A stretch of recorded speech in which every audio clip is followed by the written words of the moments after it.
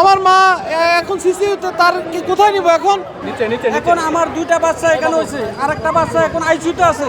হঠাৎ এই যে হাসপাতাল বন্ধ করে দিছে। যান ঢাকা মেডিকেল বন্ধ করেন, অহরহ হইতাছে, অহরহ মৃত্যু হইতাছে। দুর্ঘটনা ঘটতে পারে, রাস্তাঘাটে গাড়ির ভিতরে দুর্ঘটনা করে না, রাস্তাঘাটে মানুষ মারা যায় না, কাকে দায়ী করে ওগুলা? ড্রাইভার তো গাড়ি থেকে নেমে পালা যায়। ছয়টা বাচ্চা মারা গেছে, ঠিক আছে, ছয়টা বাচ্চার মতো তো এখন এরকম পরিস্থিতি। ড্রাইভার তো নিচে, মালিক তো ড্রাইভার নিচে বলছে তো টাকা পয়সা জরিমানা যেরকম লাগে ওনাদের দিয়ে দেবে। ভাই যেটা মারা গেছে এটা আদিন কর্তৃপক্ষ এটার ক্ষতিপূরণের দায়ভার নিছে। এটা যদি দায়ভার না নিত বা যাদের কারণে মারা গেছে তাদের প্রশাসনিক ব্যবস্থা নিচ্ছে। এখন তার জন্য তো পুরো 8 দিন হাসপাতাল বন্ধ করতে পারে না, তাই না?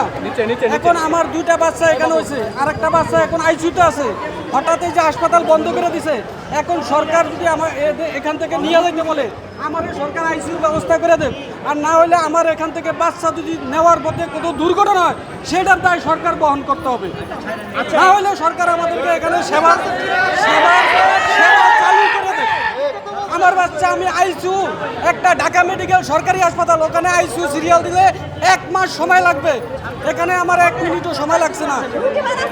আমার কোন হাসপাতালে আমি আইসিইউ পাবো বলেন? ওখানে আমার আইসিইউ ব্যবস্থা করে দেখ, আমি এখান থেকে রুগী সরাই নিয়ে যাব। সরকার হঠাৎ এমন সিদ্ধান্ত আমরা ঘৃণা প্রত্যাখ্যান করি।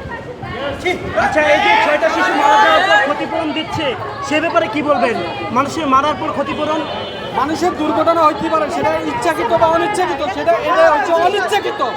এটা দুর্ঘটনার আদিন কর্তৃপক্ষ দায়ভার বহন করছে। এখন আমাদের 6টা বাচ্চার জন্য এই যে হাসপাতাল বন্ধ করেছে, হ্যাঁ, বিষয়টি আসলে কিভাবে দেখছেন? এটা খুবই খারাপ হয়েছে। সরকার তো এই কাজ করতে পারে না। আমার মা এখন সিসিউতে, তার কি কোথায় নিব এখন? আর যাদের কারণে বাচ্চা মারছে তাদেরকে কয়েকজন স্টাফকে শাস্তি দেখ, চাকরিচ্যুত করুক। তাই বলে হাসপাতাল, এই যে এখন হাজার হাজার রুগী এখানে আছে, এই রুগীগুলোর কোথায় নেবে? আমার রুগী যেহেতু মারা যাবে, আমার রুগীর আপনি যায় চলেন, আমার রুগী যায় দেখেন যে কি সিচুয়েশন তার। এই রুগী নিয়ে এখন কোথায় যাব? আর আজকে হলো বৃহস্পতিবার, কালকে শুক্রবার, আর হচ্ছে যে আপনার শনিবার, এখন 1 দিন পরে এরা চিকিৎসা বন্ধ করে দিচ্ছে। তাহলে এখন আমরা চিকিৎসা কোথায় পাবো? হ্যাঁ, সে তারেক রহমান অনেক প্ল্যান নিয়ে আসছে। এটা কোন ধরনের প্ল্যান? হ্যাঁ, তার নাকি অনেক পরিকল্পনা আছে। এটা কি পরিকল্পনা? এটা আপনার মায়ের চিকিৎসা কার্যক্রম কি বন্ধ হয়ে গেছে? বন্ধ। তারা তো এখন বলতেছে যে অন্য জায়গায় নিয়ে যান। এখন এই মুহূর্তে কোথায় নেব? অন্য কোনো হাসপাতাল দেখেছেন কিনা বা সিট পাওয়ার? আজকেই বলতেছে। এখন তো কোথায় নিব বলেন? এখন তো তার তো মানে জীবন মরণ সিচুয়েশন। তা আপনি ওই 6 জন বাচ্চার জন্য এখন 600 রুগী মেরে ফেলবে সরকার? এটা তো হতে পারে না যে একজন অ্যাক্সিডেন্ট করছে তার জন্য পুরা এই এলাকা সহ মেরে ফেলবেন। এটা কোন ধরনের? এ তো মানে মন্ত্রী পরিষদের তো কোনো মাথাই নেই আমার যেটা মনে হয়।